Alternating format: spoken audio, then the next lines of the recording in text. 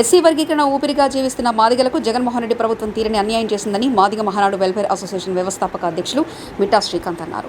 విజయవాడలో నిర్వహించిన సమావేశంలో మాట్లాడుతూ వైకాపా ప్రభుత్వం వచ్చాక ఎస్సీ ఎస్టీలపై విపరీతమైన దాడులు, హింసా హత్యలకు పాల్పడ్డారన్నారు. పేరుకు కార్పొరేషన్ ఏర్పాటు చేసి నిధులు మంజూరు చేయకుండా స్వయం ఉపాధి రుణాలు ఇవ్వకుండా మాదిగలకు తీరని అన్యాయం చేశారన్నారు. మాదిగ మహానాడు వెల్ఫేర్ అసోసియేషన్ మా టీం అందరూ కొవ్వూరు నుంచి, రాజమండ్రి నుంచి, ప్రకాశం జిల్లా నుంచి, పల్నాడు జిల్లా నుంచి ముఖ్య నాయకులందరూ కూడా ఇక్కడ కలిసాం. మాతో పాటు ఈ రోజున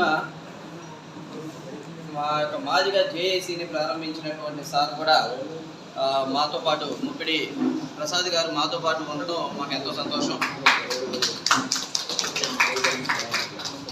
మరి ముఖ్యంగా మేము ఇక్కడ చేరినటువంటి ఉద్దేశం, గత ప్రభుత్వం వైసీపీ ప్రభుత్వం అన్నది దళితులకి, ముఖ్యంగా మాదిగలకని మాత్రమే చెప్పడానికి కాదు, కానీ దళిత బహుజనుల ఓట్లతోనే అది గెలిచింది.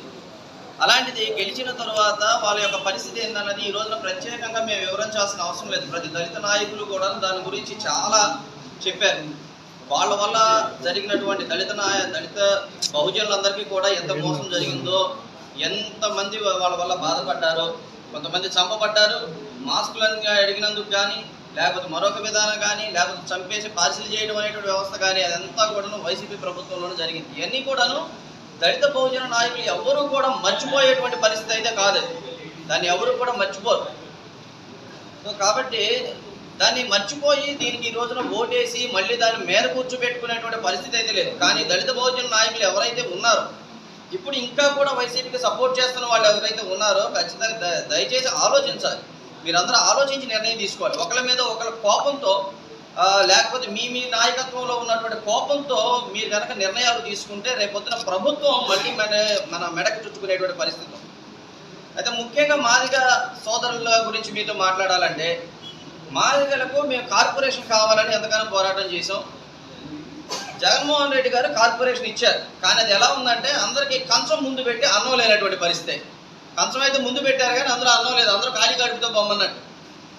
ఏది కార్పొరేషన్ అయితే పేరు పెట్టేసి దానికి ఒక సీట్ ఇచ్చేసి దానిలో ఒక వ్యక్తిని కూర్చోబెట్టేసి ఊరికే బొమ్మ షో ఆడించడం అన్నది అది కరెక్ట్ పద్ధతి అయితే కాదు. దానికి నిధులు లేవు. అదేమన్నా అడిగితే ఎందుకు నిధులు లేవు అని అడిగితే, మేము అమ్మఒడి, నాన్నబడి అంటూ అన్నిటికీ పంచాం కదా అని చెప్పారు. ఆ విధంగా పంచడం ఎంతవరకు న్యాయం? మీరు మీ పథకాలు, సొంత పథకాలు అని చెప్పినప్పుడు ఆ సొంత పథకాలకి మీ డబ్బుల్ని ఎక్కడి నుంచి తీసుకొచ్చి మీ సొంత పథకాలు, మీ కార్యక్రమాలు నెరవేర్చుకోవాలి. కానీ ఈ ఎస్సీ నిధుల్ని వీటన్నిటిని కూడా మీరు తీసుకొని ఇవ్వడానికి ఏం అర్హత ఉందని చెప్పి మేము అడుగుతాం. ఇవన్నీ డైవర్షన్ జరిగింది. కాబట్టి ఈ విధంగా డైవర్షన్ జరిగినందువల్ల ఈ మాదిగ సోదరులో ఉన్నటువంటి మా వాళ్ళు ఎవరైతే ఉన్నారో, చర్మకారులు కానీ, లేకపోతే చిన్న చిన్న వృత్తులు చేసుకునేటువంటి వాళ్ళు వృత్తులు ఇంకా కూలి పనులు కానీ ఉన్నారు. వాళ్ళు యజమానులుగా మారేటువంటి పరిస్థితికి ఈయన అడ్డుపడ్డాడు. అదే కారు నడుపుకునే డ్రైవర్లు ఉన్నారు. తెలుగుదేశం హయాంలో అయితే ఇన్నోవా కార్లని ఇస్తే వాళ్ళందరూ డ్రైవర్లుగా మార్చబడ్డారు ఈ రోజున.